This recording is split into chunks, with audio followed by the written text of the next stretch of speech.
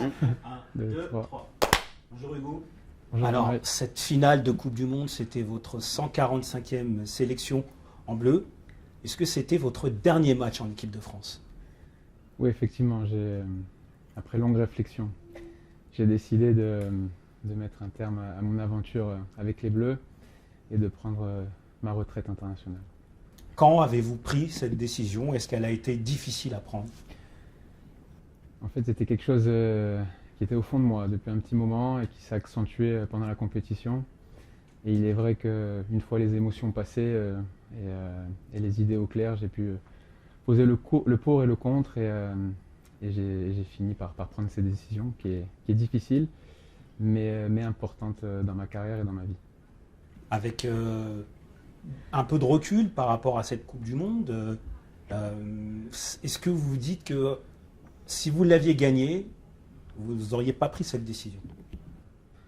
On ne peut pas savoir, mais il est évident que j'aurais préféré finir sur un titre de champion du monde. Lorsqu'on est compétiteur, on veut toujours plus, on veut toujours faire mieux, mais je préfère retenir cette aventure positive, que ce soit sur le plan humain, mais également sur le plan sportif, où on a vécu vraiment des grandes émotions et on a rendu les Français très fiers. Didier Deschamps, lui, il a décidé de prolonger son contrat jusqu'en 2026, jusqu'à la prochaine Coupe du Monde. Ça ne vous a pas tenté, vous, de prolonger cette aventure sous sa direction? Écoutez, la première chose déjà, c'est que je suis très heureux pour lui, pour le staff, car il mérite cette prolongation. Ils ont rempli les objectifs. Mais ma décision n'était pas liée au futur du sélectionneur. C'est vraiment quelque chose de personnel, un ressenti profond,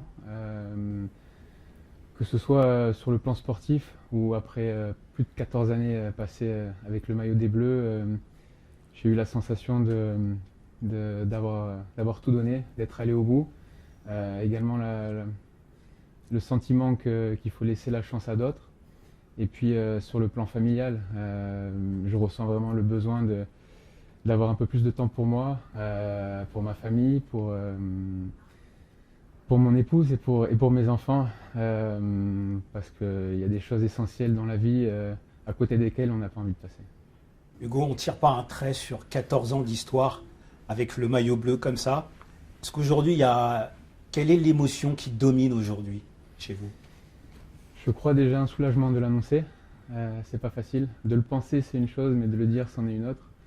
Et je crois surtout, je peux que me sentir privilégié d'avoir pu être le capitaine de l'équipe de France, d'avoir pu jouer autant de matchs sous le maillot des Bleus, d'avoir pu apporter du bonheur aux supporters, d'avoir partagé des grands moments avec tous mes coéquipiers, avec différents sélectionneurs, mais surtout avec Didier Deschamps. Et c'est sûr que ça va me manquer. Et au début, ça sera difficile, mais en aucun cas, je regrette mon choix. C'est quelque chose de réfléchi et en tout cas, j'en suis fier. On vous sent particulièrement ému. Vous avez porté le maillot des Bleus tant de fois. C'est pas anodin de dire stop. Non, c'est un moment important dans ma carrière. Et je crois que j'arrive à un moment où voilà, il est important de prendre les décisions justes. Et je pense que c'est la plus juste qui soit. Dans l'histoire des Bleus, aucun joueur n'a porté plus que vous ce maillot. Quelle saveur a le record de sélection sous le maillot bleu? Quelle saveur il a aujourd'hui que vous pouvez un peu le mesurer après 3 semaines après Oui, cette Coupe du Monde? je vais le savourer, bien évidemment, mais je sais qu'il y a certainement un joueur qui sera capable de battre tous les records. En tout cas, c'est tout ce que je lui souhaite, parce que il a tout pour devenir le meilleur joueur au monde, si ce n'est pas déjà le cas. On parle de Kylian Mbappé, On évidemment. parle de Kylian, bien évidemment. Et puis, voilà, c'est un grand leader et certainement qu'il est parti pour très longtemps avec le maillot des Bleus et certainement qu'il nous fera vivre de grands succès, nous et même moi en tant que supporter maintenant. Quel regard vous portez sur la génération qui va vous succéder? Je pense à Mike Maignan, à Alphonse Areola, à Lafont et éventuellement aussi. Vous, qui êtes un peu leur modèle, quel regard vous portez sur eux? Écoutez, je crois que Mike Maignan est certainement le successeur désigné, de par ce qu'il fait en club depuis maintenant quelques années, depuis ce qu'il réalise depuis un petit moment au Milan AC. Après, il est évident que des joueurs comme Alphonse Areola, il y a également encore Steve Mandanda qui ont le niveau international, et puis il y a d'autres jeunes comme Alban Lafont, Ilan Meslier également qui réalise de très belles choses en Angleterre. Il y a peut-être également le gardien de Lille, Chevalier, qui est certainement promis à un très bel avenir.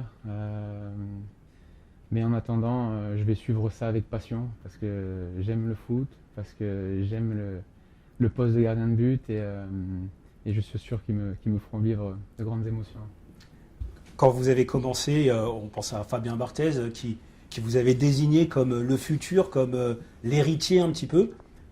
Vous, est-ce que vous sentez ce rôle, j'ai envie de dire, de passeur d'histoire un petit peu en équipe de France? Ouais, ça rajeunit pas, hein, pour être honnête.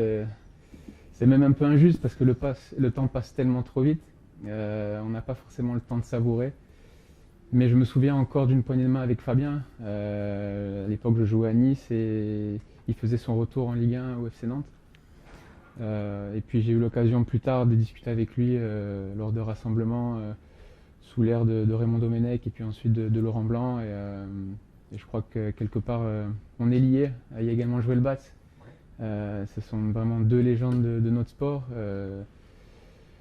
J'ai beaucoup d'admiration pour eux et je resterai toujours le petit enfant admiratif lorsque je les verrai. Voilà, et j'espère avoir pu transmettre aux plus jeunes, de par mon vécu, de par leur passage en sélection, nos passages en commun, durant différentes sélections, avoir amené quelque chose. Mais après, ils ont le talent, mais ils ont besoin de personne pour s'exprimer et puis pour s'épanouir. Je vous propose maintenant de regarder quelques moments clés un petit peu de votre carrière en équipe de France. Je vous invite juste à cliquer sur les liens et la vidéo va partir.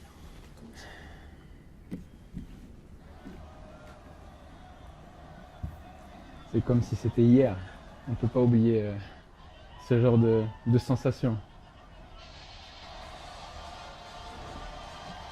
Alors, croyez-moi, ça passe très vite à l'image, mais sur le moment, c'est très long. Il y a un décompte dans la tête, le temps de soulever ce trophée. C'est la consécration de tout le travail pendant une carrière. Et ça nous lie à jamais pour tous les joueurs, toutes les personnes qui étaient présentes lors de cette compétition. Et on ne peut pas oublier également tout le soutien qu'on a pu avoir des supporters et le partage d'émotions qu'on a pu avoir derrière cette finale. Merci. Merci. Ça, c'était beaucoup plus récemment.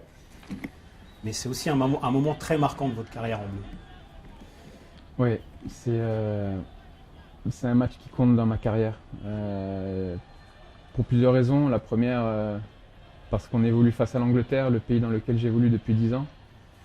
Et la deuxième, parce que c'est la 143e sélection qui me permet de dépasser Lilian Thuram. Et sur le plan personnel, c'est quelque chose de très fort. En plus de ça, d'avoir toute la famille en tribune, ça a rendu les choses encore plus fortes. Votre famille qui vivait en Angleterre, j'imagine que c'était particulier. Oui. Et puis on retient que les victoires, donc c'est vrai que ça amène une saveur encore plus importante à ce match. Une dernière image, ça c'était en 2016 en France. Ouais, ce match face aux champions du monde en titre, dans un lieu mythique, le stade Vélodrome. Voilà, c'est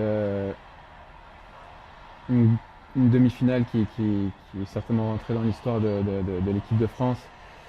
Et je me souviens également de cette ambiance qu'il y avait aux abords du stade, dans le stade, et cette communion qu'il y a eu entre le public et les joueurs et tout le staff après le match. Et voilà, on joue au football pour vivre ce genre d'émotions et surtout pour en donner à nos supporters parce que vraiment c'est également la base du sport, c'est de transmettre quelque chose à tous nos supporters. Ça va pas vous manquer un peu quand même ces moments, cette adrénaline de la compétition, des grands événements? Écoutez, j'ai pris la décision d'arrêter sur les matchs internationaux. Je vais continuer avec mon club. C'est pas pour autant que je m'enlève des ambitions. Au contraire, je vais continuer à me donner des nouveaux défis, des nouveaux challenges. Et je garderai toujours une telle exigence vis-à-vis de moi-même. C'est ce qui m'a permis de durer tout au long de cette carrière en bleu. Et j'espère connaître de nouvelles joies avec mes partenaires en club. Et j'espère qu'avec cette fraîcheur, ça m'amènera à jouer encore quelques années au plus haut niveau. Vous avez donné tellement au football français. Vous n'auriez pas apprécié ou aimé jouer un dernier match et recevoir les honneurs du public français et des supporters? Écoutez, sur le coup, j'ai pas envie d'être égoïste. Il était important pour moi de l'annoncer maintenant et en vue de la prochaine phase de qualification pour l'Euro, par respect pour le sélectionneur, par respect pour le staff, mais également pour les joueurs. Il était important pour moi de l'annoncer avant, ça leur permettra de se préparer en sachant que d'autres personnes vont prendre la place, que ce soit pour les buts, mais également pour le capitaine. Justement, quel est le joueur qui est le mieux placé derrière vous pour vous succéder avec le brassard de capitaine? C'est avant tout une question pour le sélectionneur. Il y a peut-être Raphaël Varane qui a été longtemps vice-capitaine et qui a une forme de légitimité par rapport à ça. Et puis il y a également un joueur qui monte en puissance, même dans le leadership, c'est Kylian Mbappé,